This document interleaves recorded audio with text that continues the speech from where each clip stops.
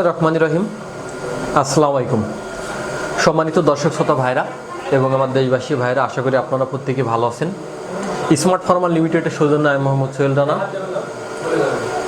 আজকে আমি একটা ব্যতিক্রম ভিডিও নিয়ে আপনাদের মাঝে এসেছি। আসলে একটা কৃষক, আপনারা জানেন যে দীর্ঘদিন আমি কৃষি সেক্টরে কাজ করি।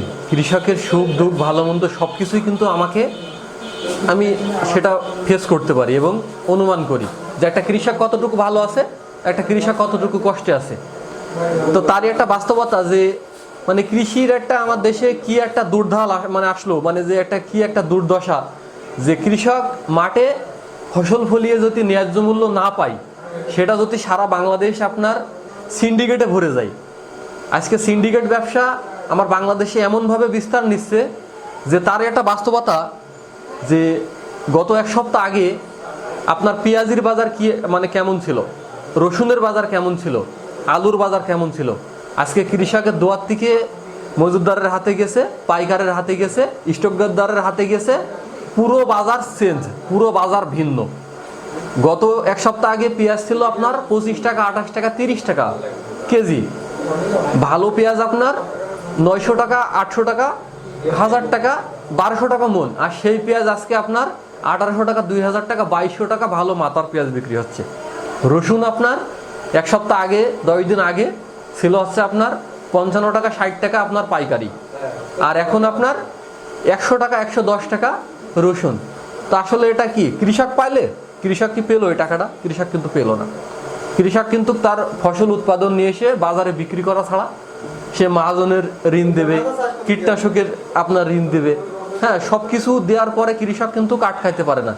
বাংলাদেশে যতগুলো কৃষি সেক্টরে মানুষ আপনার কৃষি পেশায় আছে, 100%-এর ভিতরে 60% মানুষ দারিদ্র সীমার নিচে বাস করে। তাদের কিন্তু চাইলেও কিন্তু তারা মাল স্টক করতে পারে না, তাদের উৎপাদিত ফসল কিন্তু স্টকে রাখতে পারে না। তাদের বিভিন্ন মানুষের কাছে ঋণ থাকে, মহাজনের কাছে ঋণ থাকে, কীটনাশক দোকানদারের কাছে ঋণ থাকে, সার যারা বিক্রি করে তাদের কাছে ঋণ থাকে, আদার্স জমির যে কস্ট আছে সেগুলো দেওয়া লাগে। এই কৃষক কিন্তু বাংলাদেশে 60% কৃষকই দারিদ্র সীমার নিচে বাস করে, আর দারিদ্র সীমার ভিতরে তারা মাঠে ফসল ফলায়। আর সেই কৃষকের আজকে কি অবস্থা, আমি গতদিন আপনার দেখেন একটা ভিডিও যে রাজশাহীতে আপনার একটা পেঁয়াজ চাষি আত্মহত্যা করছে। আপনার নেটিজেনরা ধুয়ে দিচ্ছে পরিবারকে, হ্যাঁ, কিন্তু বাস্তবতা ভিন্ন। যে একটা আপনার মাঝবয়স্ক মানুষ, সে আপনার এই পেঁয়াজ উৎপাদন করে সে আপনার লসের সম্মুখীন হয়ে তার পরিবারের চাপের কারণে আপনার এতটা মানসিক ডিপ্রেশনের ভিতরে পড়ছে যে তার জীবনটা সে অঝরে দিয়ে দিল। আপনার ট্রেনের আপনার চাকাতে মাথা দিল, তার জীবনটা ওখানে শেষ হলো। তা আসলে এই যে পেঁয়াজকে কেন্দ্র করে নিয়ে আমার কত কৃষক আপনার ক্ষতিগ্রস্ত, পেঁয়াজ বলেন, আলু বলেন। তা আসলে এই যে বাস্তবতাটা আসলে আমাদেরকে বুঝতে হবে যে আমার দেশ কৃষি প্রধান বাংলাদেশ। এই কৃষক যদি একটু ভালো থাকে, আমরা প্রত্যেকে ভালো থাকবো। আজকে নতুন প্রজন্মে আপনার জানেই না যে কৃষিটা কি। আমার নিজের সন্তান বলেন, আর একজনের সন্তান বলেন, আজ থেকে মনে করেন যে আমাদের যারা ইয়াং জেনারেশন আছি, 30 থেকে 40 বছরের ভিতরে যাদের আমাদের বয়স, এর ভিতরে যারা আমাদের সন্তান আছে, আদরের সন্তান আছে, তাদের কিন্তু আমরা কৃষিমুখী করছি না। কারণ এই কৃষিতে লাভ নাই।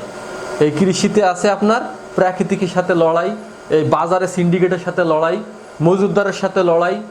আপনার প্রত্যেকের কিন্তু আপনার এটা কিন্তু বাস্তবতা কথা, এটা কিন্তু আপনার কোনো আপনার নাই। এটা আপনি মিলায়ে দেখেন, আপনি প্রান্তিক পর্যায়ে আসেন, কৃষকের শিকড়ে আসেন, আপনি এই কথাগুলোই পাবেন যে একটা কৃষক কত অসহায়ের মুখী থাকে।